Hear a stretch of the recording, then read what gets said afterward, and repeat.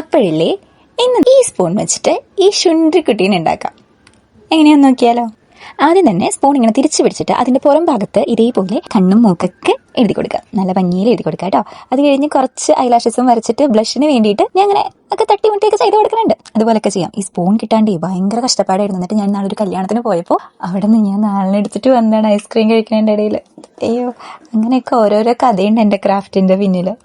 അങ്ങനെ ഞാൻ അവിടെ മുടിയും വരച്ചെടുത്തു. കാലിന് വേണ്ടിയിട്ട് ഈ കാണുന്ന പോലെ അങ്ങോട്ട് വരച്ചു കൊടുക്കാം. ഓക്കെ, ഇതുപോലെ വെറൈറ്റി ക്രാഫ്റ്റ് ഒക്കെ ആയിരിക്കും.